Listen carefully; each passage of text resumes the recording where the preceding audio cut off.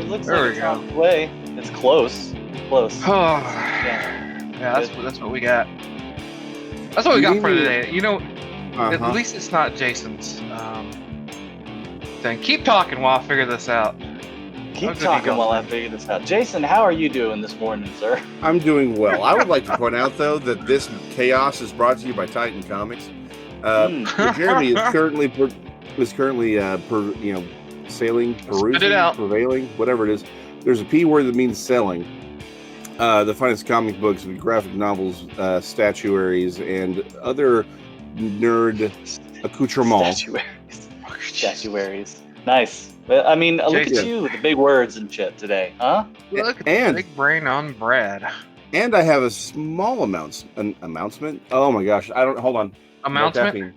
Yeah. More caffeine. Are we gonna announce that now? I mean, we kind of did last show. Yeah, but we might as well do it now.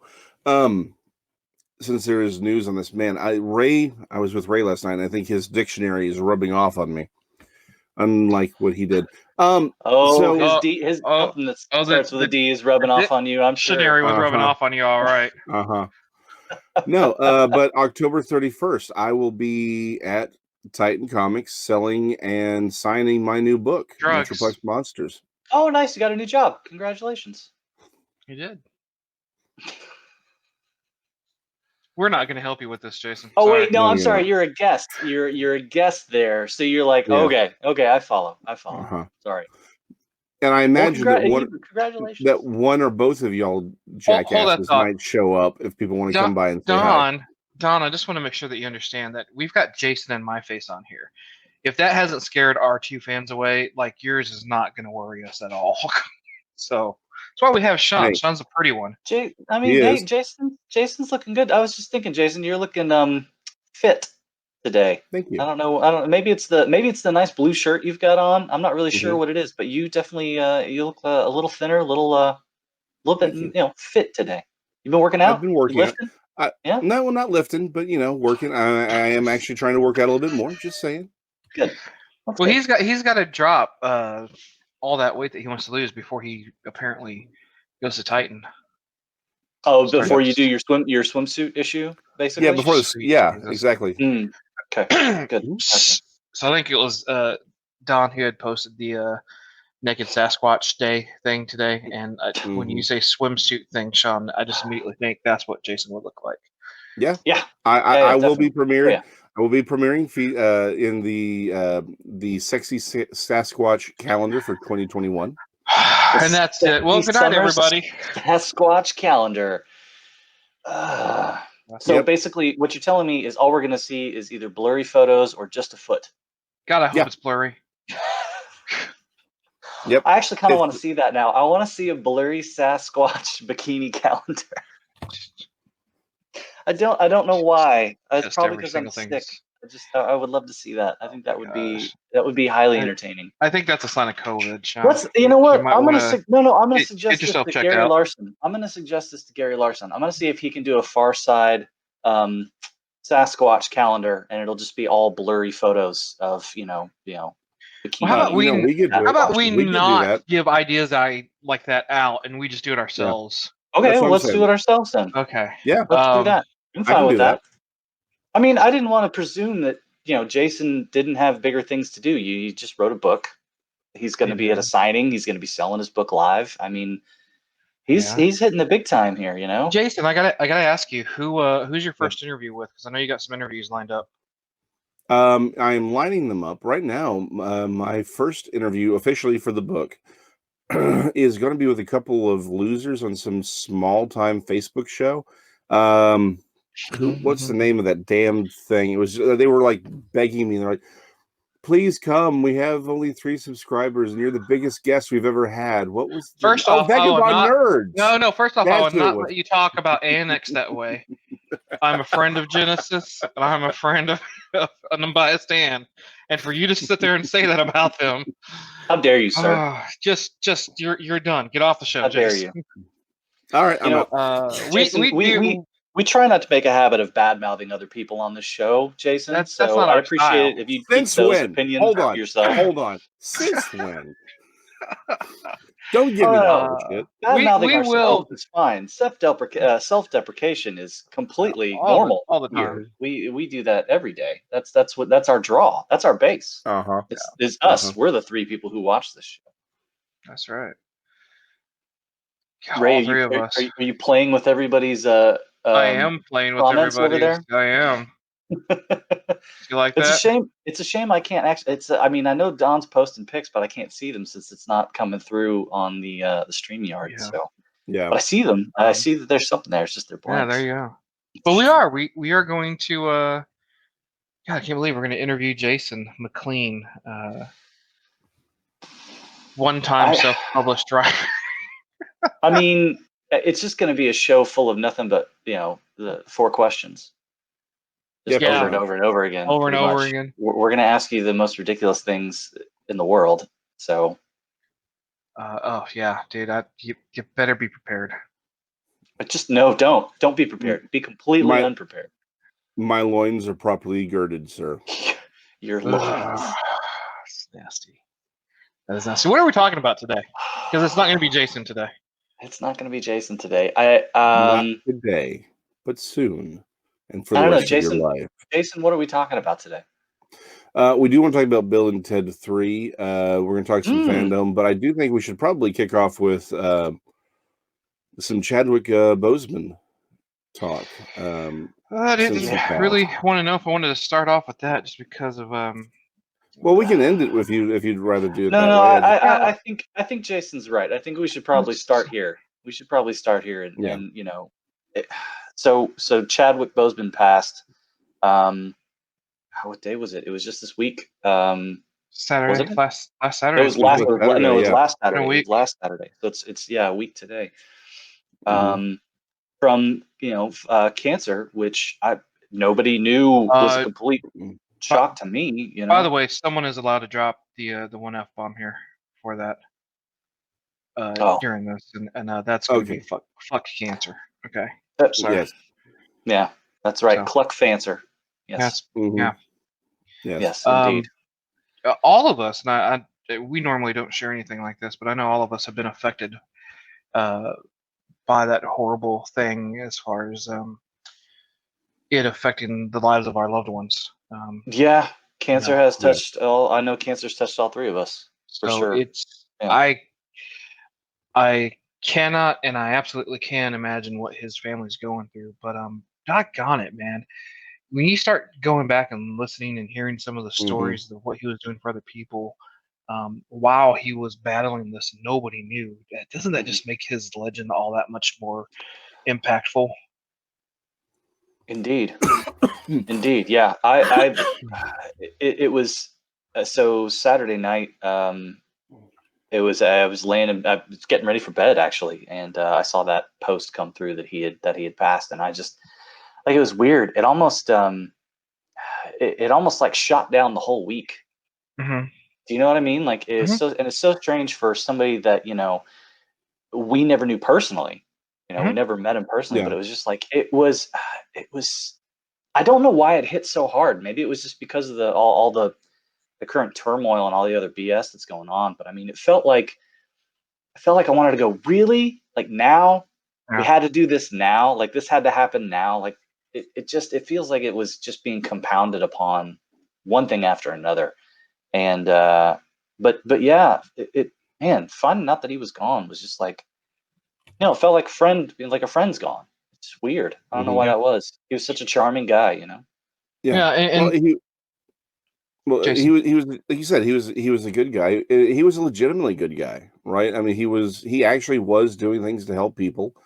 And he felt his sincerity, I think, came across in film. Like he was such a likable person on screen and in real life. And you never heard anything bad about him. So I mean, his sincerity is something that I think you could feel, and then to realize he had been fighting cancer this entire time, it changes, and you realize that the reason he didn't want to tell anybody anything was because he wanted his work to stand out. That's principle. That's not something a lot of people have these days.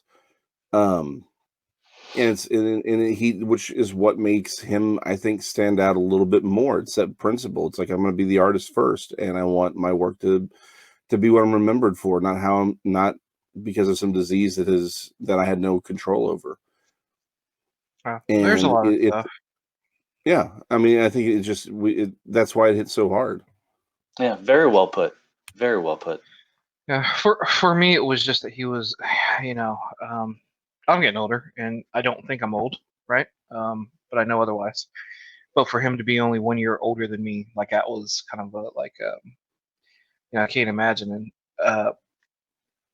I know there was the articles. When you go back and look at that one interview he did, I think for it was either Entertainment Weekly or BET. I cannot remember. And I could be wrong too. It could end up being like XM Sirius. But he was talking about the children that he was visiting in the hospital that were terminal, and how tore up he was. And I can't help but wonder if he had already known by that point that he too was carrying cancer. And I can't help but wonder if part of that breakdown during that interview was him also realizing his own mortality.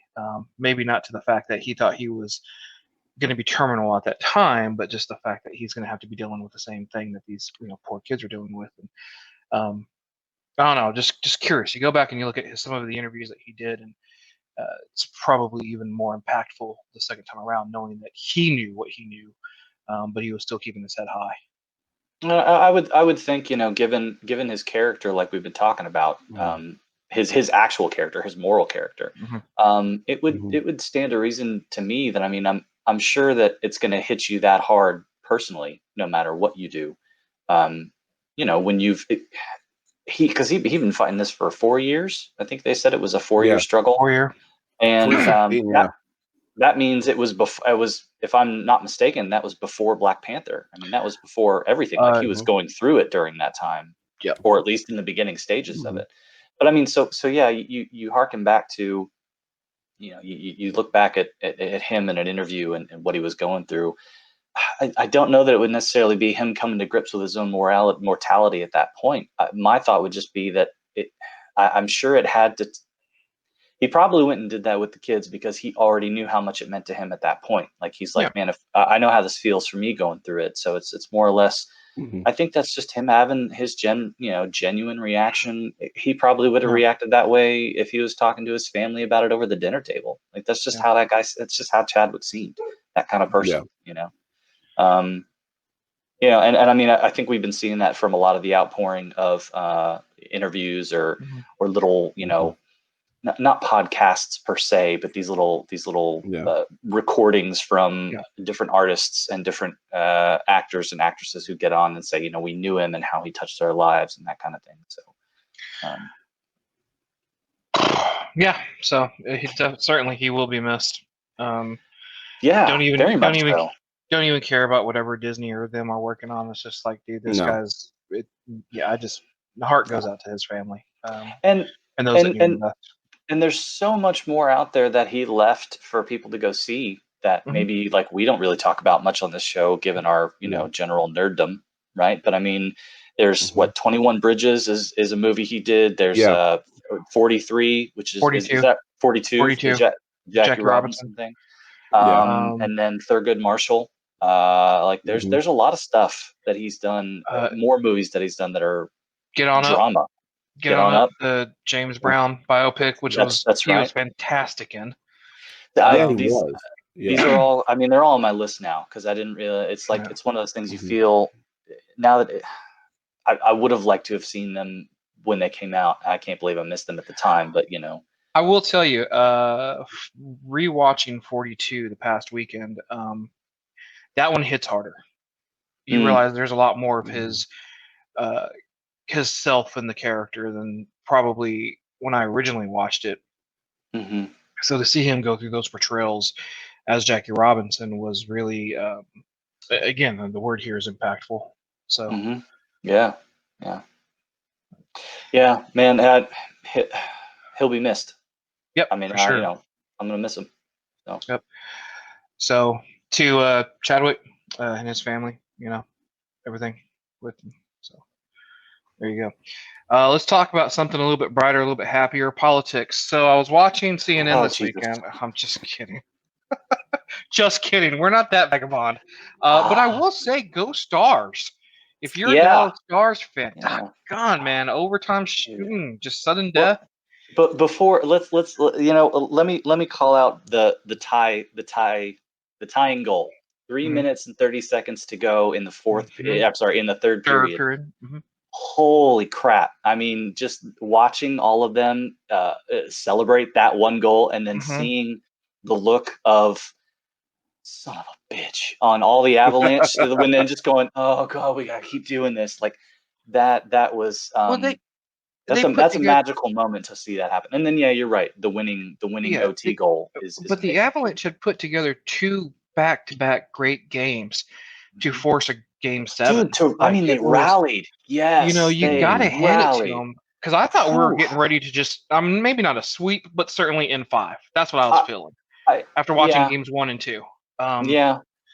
But just to see them fight back and call back, and so to your point, yeah, when they made that final go, they had to be thinking, man, come on, we've done so much to get here. Like, Yeah. not now. There is a marked look of defeat on everybody on the Avalanche bench. Yeah, When you just see them absolutely. holding the sticks and they're like they're looking around like, how are we going to do this? You can just see them going, how are we going to pull this off? And I mean, Yep. I've And the seen this. answer is you don't. You didn't. Yeah, I know. Well, but still, dude, they fought really hard. And I mean, I've seen the Stars. Yeah. I've seen the Stars in that same position so many for about times. 19 years. Yeah. Well, I mean, technically, you're right. You're Okay. right. So yeah, but I mean, not just in the position in the playoffs, but yes, they have. I mean, for the times they have been in the playoffs, but that feeling, seeing them feel that way on the bench, and just look around like, man, what do we have left in our tank? How are we gonna? We don't have any more gas. How are we gonna get this through? So, but yeah, it was very, very cool to see them advance. And man, at Game 7, yeah, I can't wait to see what comes next. Here's hoping. Sorry, right? while y'all were talking about professional polo, I was just kind of scrolling down. I wanted to see what everyone was posting.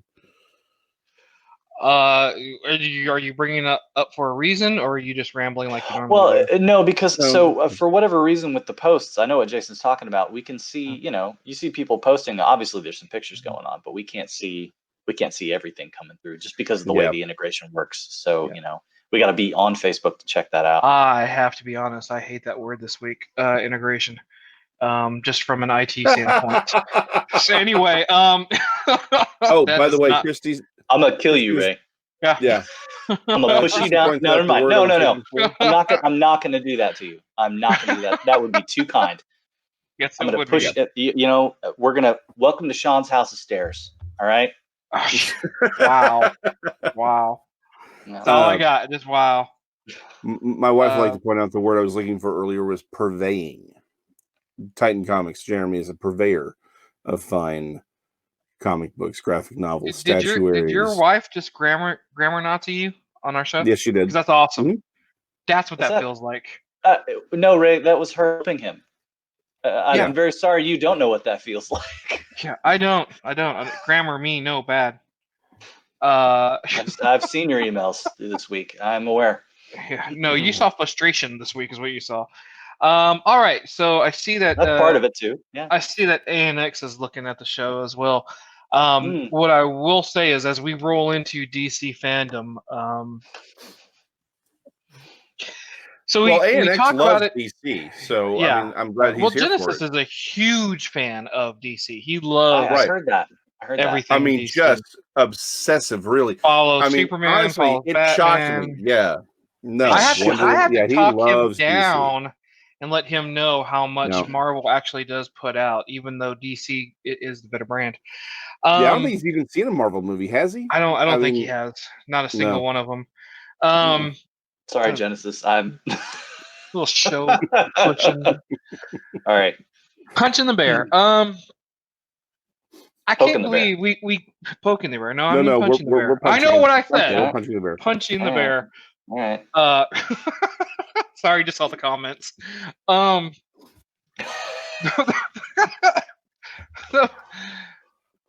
we get off our show from 2 weeks ago, and we were talking about, hey, go watch DC Fandome, and then DC just decided to drop the bomb on everybody. Yeah. You take what otherwise would be a end of the show feature with the Wonder Woman trailer, and that's the first thing you show, and it's like, wow, okay. It Which does again, look good. It looks real good. I like it. I like it. I did get a chance to talk to Genesis, and he said he loved the comedy of the thing. And I'm laughing about that because he's absolutely against this movie. I'm gonna stop talking about them and stop promoting their show. But Might as well promote, you know what? Go watch ANX Gamecast or listen to them. We watch them. I can't remember. Don't worry about that. They had a guest recently, and he was horrible. I know. Ruben. Yeah. Ruben, I think is what his name was. Yeah, Ruben. Yeah. Ruben. Although I hear Royal Malarkey is actually pretty good too. Yeah. They did a New Year's show, the 2019 into 2020 New Year's show. I listened to that. That was I enjoyed that show, by the way. There you go. A lot of history on that one. There you go. So DC Fandome just came out guns a-blazing. I mean, I'm not going to spend too much time with them. I don't think we should, because everyone's already talked about it or abused it over the past couple of weeks. Abused it. Yeah, I know what I said. Because there are some people that are just like, man, this was overdone. But let's talk about it from a technical perspective. They did infinitely better than a lot of other virtual cons that were experimenting with different styles over the summer. And that's not anyone's fault. COVID made everyone have to think really quick. And it just, unfortunately for some, it didn't happen. Some it did. But I was in awe of how well of the presentations were going, how they had it set up. I will say probably the thing that helped them out a lot was the fact that a lot of it wasn't live. It was all pre-recorded, so that they could kind of test and see how this was going to be done. They've got DC Fandome 2 getting ready to drop, I think, later this month, which will cover more of the comic book aspect and more of the TV show aspect, allowing them to have more time. It is going to be a 24-hour event again, but I don't know if it'll be like this past one where it was 12 hours of new content during that span, and then they repeated it the next 12 hours, or if it's going to be a legitimate 24 straight hours. Is that what? So I only watched pieces of it. Is that what happened? Was it actually only 12 hours and they just repeated it for another 12? That's what I had kind of saw. I mean, maybe I'm wrong, but okay, because they were advertising it as that they're like 24 hours of pure DC. I think bullshit. I was like, all right, whatever. But, I think that they tried to do that, right? Like, I really do think that they tried, and I think at the last minute they thought, you know what? If we don't allow enough time to go through and just kind of let it sit there, why don't we split this? And during that time of splitting it to come up with a Fandome 2, now they realize, well, we can do a legitimate 24 straight hours. Why not separate it over 3 days like any other convention? I don't know. What are you listening to there, buddy? Nothing. You just hate you some days. John, is your phone off? It is now. Okay, thanks. Hey, hold on. One time in how many years? One time. Peter, tell him everybody gets one. Everybody gets one, and that's the first one. No, but that's the first one. In how many years? 4. Hold on. No, that's not 4. Is it 3? We're coming up on 3, aren't we? I don't remember. Because we were that hold on. We were in the last hellhole. Then I took my sabbatical. He's got a point. Yeah, I think it's 3. Yeah, I think we're on 3. Man's got a point. All right, so we're on 3. We're on 3 at least. All right, yeah. You're on something. That's me turning off the speaker over there. That's not the same thing. Good. That's good. But yeah, I mean, and then we get the Hallelujah trailer, right? And I'm speeding through some of the stuff. Oh, the Hallelujah trailer. Yeah. But that was just a great big finger to the DC execs at the time and Joss Whedon, it felt like. When you have that song going on in your trailer, it's like, hey, look, man, I'm finally giving the people what they want. Not that he's wrong about it, but, you know, it certainly was one of those moments. The trailer was, I don't want to say. I mean, like fantastic. It was good. I liked the fact that you're watching it and you could obviously tell how much changed between between Snyder and then Whedon stepping in and taking over the reins. It's just it's an entirely different kind of flying altogether. It's the overall tone of the entire movie fits better with the other two previous films. I just think I'm very interested to see what are they doing? 4 hours? Is it four? Is it 4 different hour-long releases that they're doing on HBO Max? It is. Right? That's what that is exactly what they're doing. But I almost wish they would add 2 more hours and just make it because whatever you were gonna do. Look, at one point in time, Justice League was parts 1 and part 2. With, if memory serves me correctly, with the final chapter of the Snyderverse ending in Man of Steel 2. Add 2 more hours. Add 2 more hours. Make it a 6-episode miniseries. But what if they don't have those 2 hours? Right? He's got to go back and take what he's got. Yeah, and you're right. You're right. And I would rather see that now than wait another year and a half for filming and reshoots after all this BS wraps up. Yeah. I'd rather see something more immediate versus just waiting this long. And is it going to be immediate? I mean, it was at the beginning that it would be coming out Q1 of 2021, and now all HBO Max is saying is we are going to release this in 2021. But that's it. They're not giving any definite dates anymore. And I think that's due to the fact that things keep changing. So I mean, we're fluid. Everything's fluid right now. Yeah, like Ray Fisher. Did you guys see that this morning?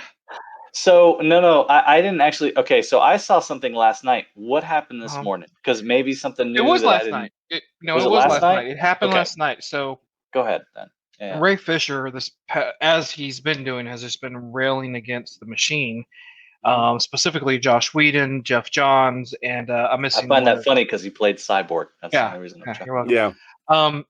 And one other producer that just escaped my mind, just about the harassment, and to hear some of the stories, and to hear some of the stories come out about Whedon's past works as well. Not to knock anything that he did, because I mean he's put out some really good stuff, but the attitude and the the horror stories that they're painting about how either vindictive or violent he's been. I mean, that crap's got to go, right? So I'm all on Fisher's side for that.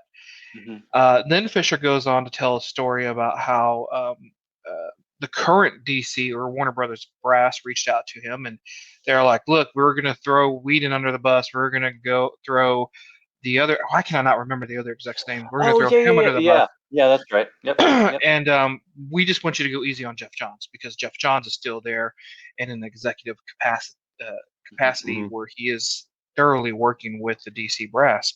Yeah.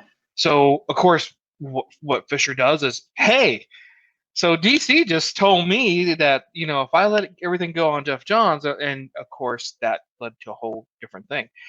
Warner Brothers, who has been quiet this entire time, has been trying to help, finally goes, you know what? No, enough's enough.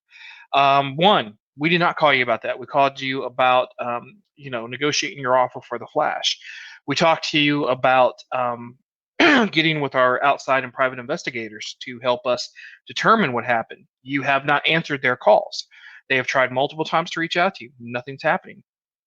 The main guy, Hamada, right now, like, yeah, he did reach out to you. None of this was discussed about saving face with, Jeff Johns. Like, they came out and they're like, look, we are wanting to make this right. We are wanting to make any claims that we want people to know we're investigating, that we're going to take the proper steps to make sure that everyone has a harassment-free environment. But what Ray Fisher has stated these past couple of days is absolute BS. That's pretty bold, especially if you're trying to get him for The Flash, or any other future projects. I don't know. And DC is in a place, it's not like they can fire him. That would be infinitely worse than them trying to just combat. But you can see they're starting to get a little tired of Fisher. And is that because he's not playing the normal Hollywood game? It's quite possible, man. I mean, there's a lot to be said about the climate right now, and it's I mean, so it's very difficult, I think, to just we're not there. Obviously, we're not in these talks. We don't really know what's going on. We just know the he said type of thing. So I mean, we just have to sit back and kind of watch and see what's going on. I just ultimately, I think the hope is that everyone and anyone who has done anything that's wronged one another, like people should apologize. People should try to be better. We should try to be better all around. And the people on the other side who have been wronged, those people as well need to be able to be in a position to listen to others and say, I accept your apology, or I don't, right? Or it's not enough. Like we have to come to terms. But there's got to be a negotiation there somewhere. It's called compromise. Sean, it's always compromise. Don't speak logical. Stop it. Yeah, absolutely stop it. It's for lack of a better term, man. It's marriage counseling. It's relationship counseling. No, That's absolutely right. Yeah. And it's the same way in friendships, and it's the same way in a business deal. I mean, everybody's got to feel comfortable, and everybody's got to feel heard, and that has to happen. But people need to be rational as well on either side. It doesn't matter if a bunch of people were wrong, frickin' own up to it. But also, let's not overcorrect it and be like, no, it's got to all of a sudden be all in my favor, no matter what. It's like, no, we got to find that middle ground. There's got to be that middle ground. Yeah, that's the place where everybody can be happy, and people still take their licks when they need to. So let's get. To yeah, they do. Wait, what are we talking about? Well said, John. Well said. The Batman trailer. Hold on. Yes, the Batman trailer, but more importantly, did I see a news story about Robert Pattinson? COVID. Pattinson has he COVID. Was diagnosed recently with COVID, so I guess they restarted their shooting on a few of the scenes, and he came down with COVID. So, one, I hope he's going to be fine. I wish him. I really hope he's going to be okay. Not just because of it's like I want to see this movie, but also because it's like that's some serious shit. So it affects everybody differently. And it affects everybody differently. So you have no idea how it's going to go. So I really hope he's going to be fine. I wish him the best. I hope he's okay. Apparently, vampirism is a comorbidity. So that's the thing. What? Say it again, Jason. I don't even know if I should joke. He's not sparkling his way out of this one. All right. No. So I really hope. Again, seriously though, I really hope he's okay. Yeah. No. For all seriousness, I know I made a joke about COVID, but it's, seriously though, I really do. If you can't joke about something from time to time, you don't. Then life isn't worth living. Well, and again, he should be fine. He looks like he's definitely not in one of the groups. I mean, Jason's like, I've spoken with his doctors. Everything's gonna be fine. He looks pretty good. He sounds good on the phone. He's doing terrific. There's terrific things happening with his people. I've talked to them. They're fantastic. You know what? He's gonna be awesome. He's gonna be awesome. Yeah. He's gonna be the best COVID Batman we've ever had. Going to be the best COVID Batman ever. Nobody has seen a COVID Batman like Robert Pattinson. It's just but I'm glad you said that because doggone did he look good in that trailer. Yeah. Did he? I mean, again, I go back to those 10 seconds of him just pounding the crap out of somebody. But me and Jason were looking at this last night, and we went back and played it, and we might have had a much larger screen to view this on. Slightly larger than usual. How was that, Jason? Is that fun? Yeah. Getting to be in the Perez estate? Yeah. Yeah, it is a whole different thing when you sit there in the IMAX room and it's just in your face. Yeah. Did you have any trouble? Did you have any trouble getting through security, or I did. He had I did. Don't listen to him. He had a pass. They let him in fine. Yeah, they do the normal pat down and finger search that everybody gets when they come into the house. He's fine. Okay. Well, so basically, I haven't had a colonoscopy in a few years, so it was good. Everything came back. But and in all seriousness, I'm going to go 100% on this. Please, guys, go get yourself checked. It's never too early. That's true. It's Just- never This is too true. early. Never too early. Go It's get never yourself too done. early. I'm 16. Yeah, you're fine. Ray, I think there's a point where it might be a little early. It might be too early. But Maybe. when you go back and you watch that scene where he's pummeling the guy, they Mhm. pan back out. Are we still talking about a prostate We're talking exam? about we're Yeah. talking about the prostate when they're pounding it. He's pummeling the guy. when Batman is beating up one of the thugs and you pan the camera, when you look at the remaining gang of individuals, the sheer look of fear on some of their faces was greatness. It's just a quick moment, but it was really cool to look at the fact that they were genuinely terrified of What was seeing that? this guy in a costume. What was that word? Genuinely? I'm about to pound you, and not in the way you want, Sean. Not a friendly but he type does. of pounding. There will be no kind of moisture given substitute. Maybe I'm already ready. You don't know. Shh, I'm going in dry.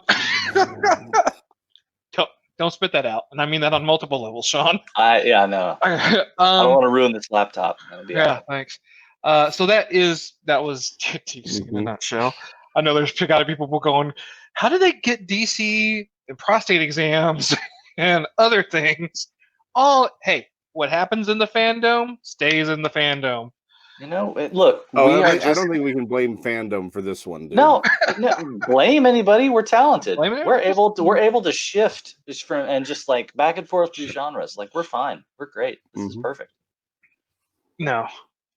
So yeah, Robert Pattinson. Looking forward to that. Pattinson. Yeah. Hope he feels better. I love the fact that we actually hope have he's him. okay. Yes, obviously.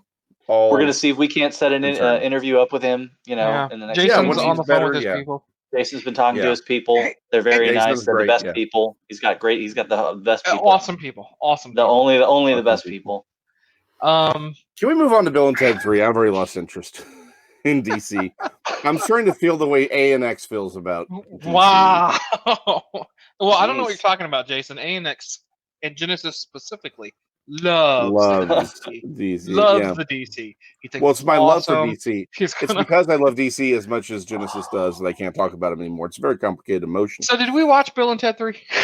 So Bill and Ted Face the Music. Yes. It I did. Yeah, we did. So I watched it Saturday night, the opening night, as it were.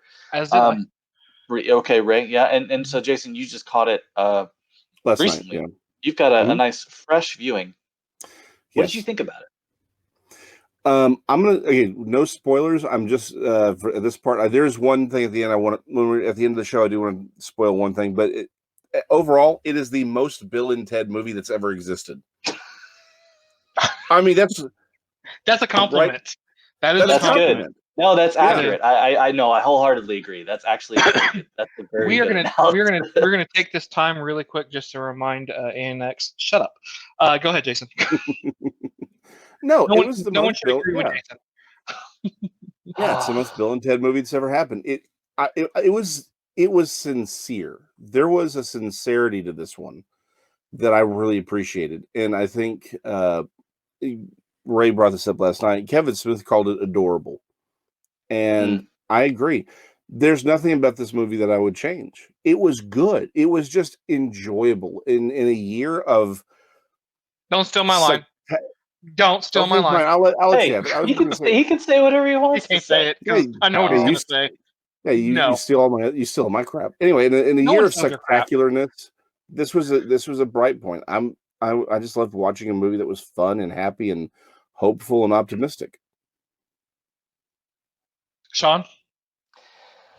Yeah, I agree with Jason. I think that the movie itself overall was, I mean, it did exactly what a Bill and Ted movie needed to do. I was really worried, and for anyone else who hasn't seen it yet, if you're worried that it's going to be too cheesy or too corny, it's not going to be too much of any of those things. It's going to be exactly the amount of corny and cheesy that it needs to be. And that was the best part about the movie itself, right? So it knew sitting down and watching, it knew what it was. Sitting down and starting it up and seeing the lead-in footage where they harken back to, you know, the Wild Stallions from when they were playing Battle of the Bands, and then you know, the Bogus Journey and all these pieces leading into the movie, and then showing them now. You know, it's such a great idea. The idea that it's like, if you're shown the future, how much of the future is now influenced by the fact that you've been shown what you're about to do. And that's pretty much the basis of the movie is what happens when you know what's coming. Are you working too hard? Are you not working hard enough? What is it? And that's just the idea behind it. And it was so well executed. It knew what to exactly what Jason said. It knew what it was. It knew what it was. It played to that strength. I mean, my wife looked over me so many times with this look. And I just looked back at her and I smiled because I was like, exactly. Yes, exactly that. Exactly that. I mean, that's what you expect from Bill and Ted. There was at no point where I was like, oh, you know, how many years has it been? Has it been 30? Is it 20 Since years? the second one? Yeah. Sure, Well, how 20. many years? For sure, Is it 20. years? Okay, let's say 20 years. Plus. It's been 20. It's been 25 years, I think. At no point did I feel like, oh yeah, it's been 25 years. It just immediately, I was like, oh hey, it's Bill and Ted. They're on the screen again. Like, that was the best part. It was a seamless blend into this current 28 years. Almost 30 years. 28 years. Again, at no point did I never did I go, man, this is dated. And that was the biggest worry for me, was the fact that they were so. If those two movies back then, that was a surfer boy, valley boy kind of joke. I mean, that was like Dumb and Dumber at the time. You know what I mean? It was 69, dude. It was encapsulated in an era, and so the fact that they can take something from that era and bring it forward and not have it feel dated was very impressive. I guess that's my biggest takeaway from it, is the fact that even though it still is Bill and Ted, I never felt like it was dated. Not once. It was really good. I enjoyed it. This movie could not have come out in a better year. And I mean that with all the weirdness that it states. I think that if you had dropped it last year, if you had dropped it next year, it had to be this shitty ass year. It had to be this year because it was so hopeful. Had so much faith and hope in humanity. And the ending just made me wonder, my God, why can't we all be that way? Like, why can't real life just be like that? That never give up, and everybody understands that, you know, and just being, for lack of a better term, just being more human than what we are currently. This movie had recognizing that other humans exist besides just yourself. The humanity that went into this movie surprised me. Because it's crazy, you know, and I enjoyed every bit of it. And to Jason and your point, you're watching it. It's campy, it's sappy, but it's in all the right ways. It's good. Like, I didn't want to look at it. Now I've seen it twice, and it got better with the second viewing. Like, and I didn't think that would be possible. I thought I'd feel about it the same way as I did the first one. But even on the second viewing, it was more impactful. You could pick out all the little nuances that went on, which you can do on any second viewing of anything. But I mean, let's be honest, there are certain movies you don't want to see a second viewing of. But this one was it's what it needed to be. And I think Jason nailed it last night when he was like, it's more Bill and it's the most Bill and Ted movie that could ever Bill and Ted. And it's a great comment, because it was like, there was nothing that we should have not expected. But the execution of this movie was done in such a way that I just enjoyed it. I enjoyed every last part of it. Can I just one? You know, I think we do need to acknowledge their daughters and what they brought to the table. We have another 15 minutes, so I think exactly. Let's go on. Right. So Samara Weaving and Bridget Lundy Payne. Bridget Lundy Payne has been on a Netflix series called Atypical, which I really enjoy. If you haven't seen it, she's great. She plays the younger sister. Sorry, but she's really good on that. And that was Ted's daughter. Yeah, Keanu. And Keanu's daughter, right? And then Samara Weaving, she's been on another Netflix thing. I'm pretty sure it's Netflix, called Hollywood. Have either of you seen that? It deals with it's fictional Hollywood based on reality, but fictional Hollywood in like the 19 I want to say 20s, but it's not 20s. It's like 50s, 60s, early 50s, definitely early, yeah, somewhere around there. Anyways, a very interesting one season, one and done run. It's not going to have another season. It's quick and it's over. But it's interesting because it takes actual factual characters out of Hollywood from the past and puts them into, it was just in between where it was black and white movies, and then we're about to go into color and that whole thing. So, but anyways. So the two of them have been in that previously, and to see them act in this capacity, just to embody, I feel like they were the bridge between the old movies and the new movies, because they were those teenagers now, and they still played almost Bill and Ted as they were back then, right? So it was like it allowed the movies to connect with one another. It was they did such a good job. Man, they were good. Ted's daughter mimicked him in such a way, down to the body language and mannerisms. Yes. That was exactly my observation as well. That it was like they were aping Alex Winters and Keanu Reeves from the original film. They're like, this is what you need to be like. And you're right. It was their body language, their facial expressions, their tics, all the same. It was tonal brilliantly inflection, done. Everything, the way they spoke, it was very well done. Just, and the music that they were like, the fact that they were going so deep into that's something that I appreciate personally. I was gonna say you had to have loved that. Yeah, the fact that they were just going so deep into the music where they're talking with one another, and the way they are talking. The last 3 bars. Yeah, that whole thing. I was just like, oh my gosh, if I had enough people to talk about that kind of bullshit with, right? I'd have a different podcast. But but instead you're stuck with us. Yeah, you're stuck with us here. So, but no, seriously, they did a great job. The two of them were amazing. It was really, really good. We'll heads up, spoilers for the next couple of minutes.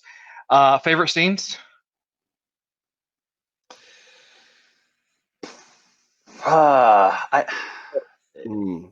Okay. Favorite or impactful? Go ahead. Because I'll say, for me, I think the thing that got me the most, because the entire movie was great, because I loved the juxtaposition between, like you said, the daughters, which are sort of old Bill and Ted, and then actual old Bill and Ted, because it's like because they are beat down, right? Like Alex Winters and Keanu, like they're beat down by life. Like they have been literally busting their head against this wall for 25 years, and they're like, dude.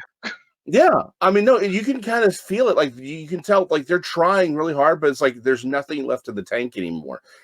But the thing that got me at the end, and so the way they played that was brilliant. But the end line where it said it wasn't the song, it was the fact that everybody played. Yeah, it was everybody together.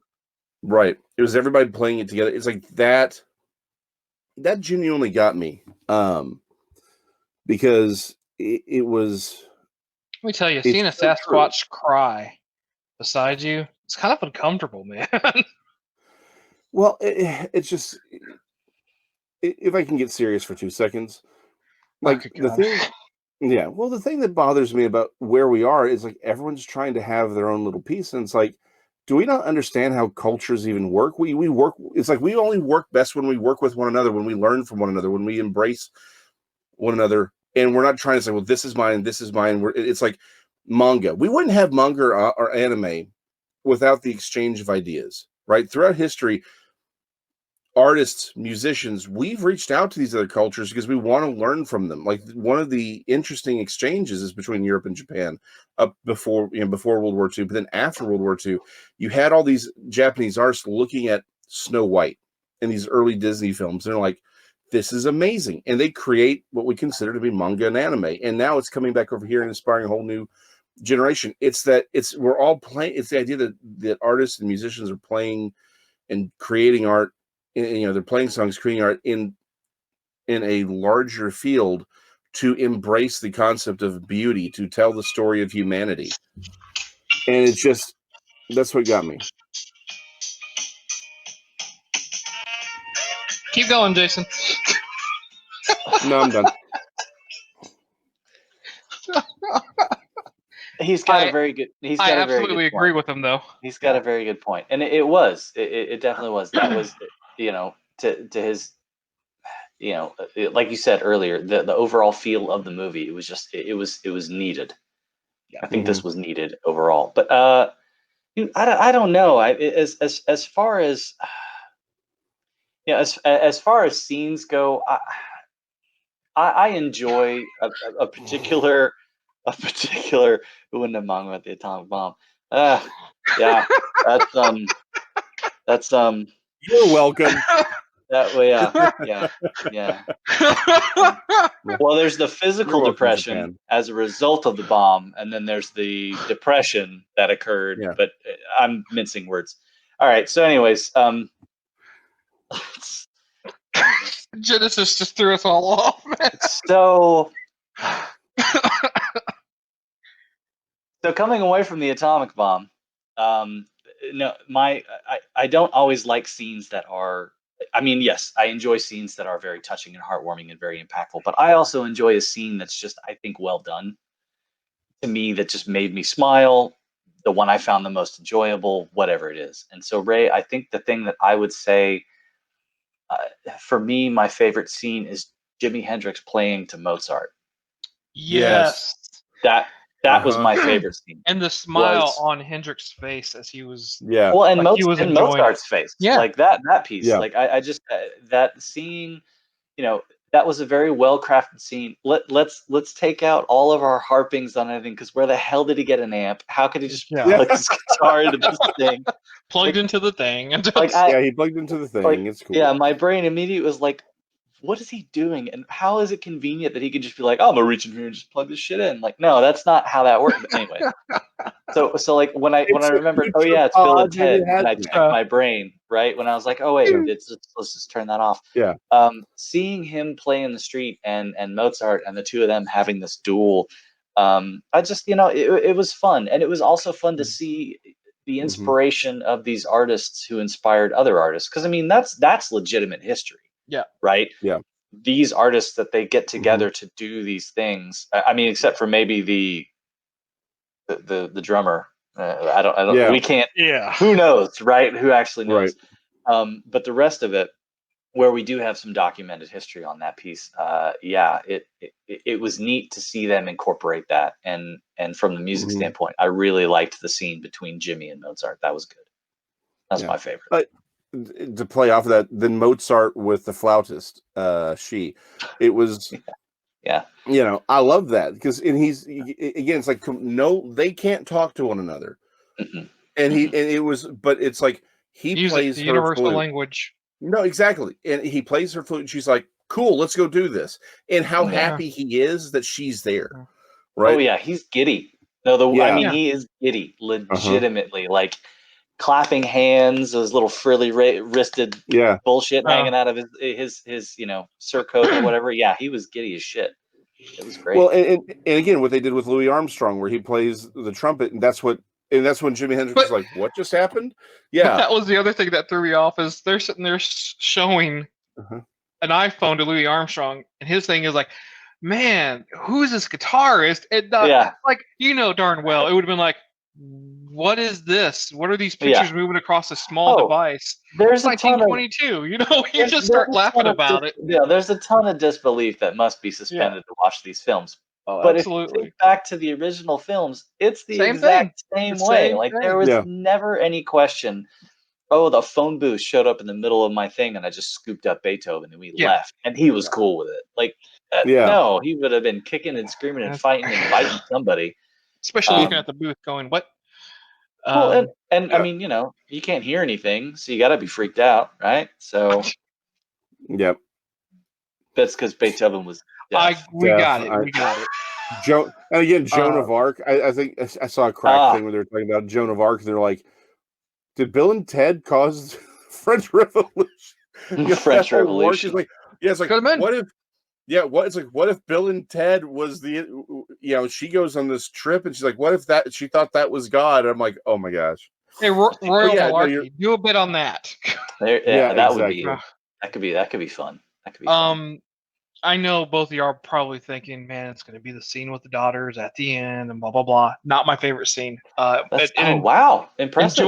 Enjoyable scene. Loved it. I loved it. My favorite scene had to be the couples therapy.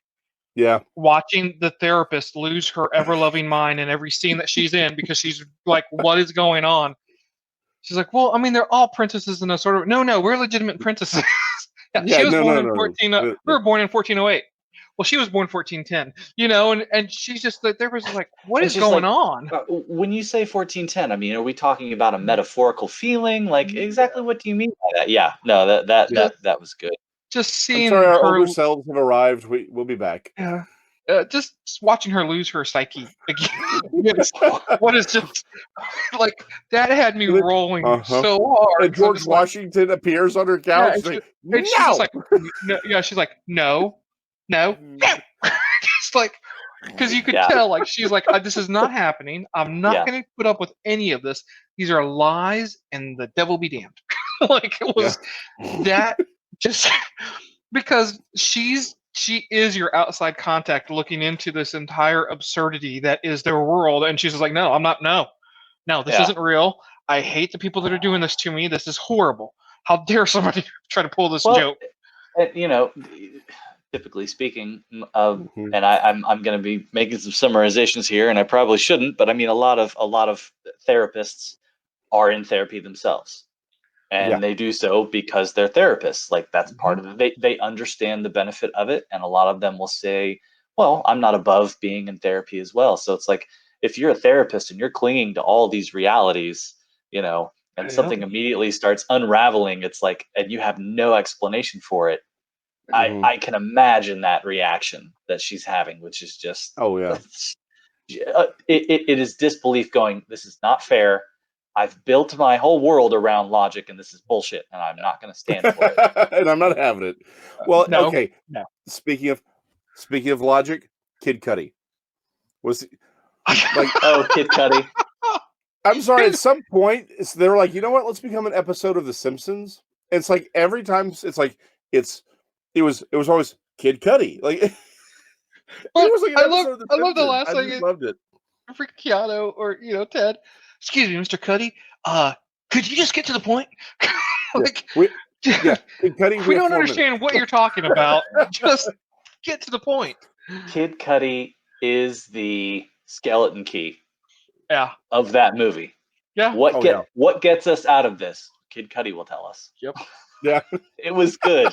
It was good. And it was push the infinity button.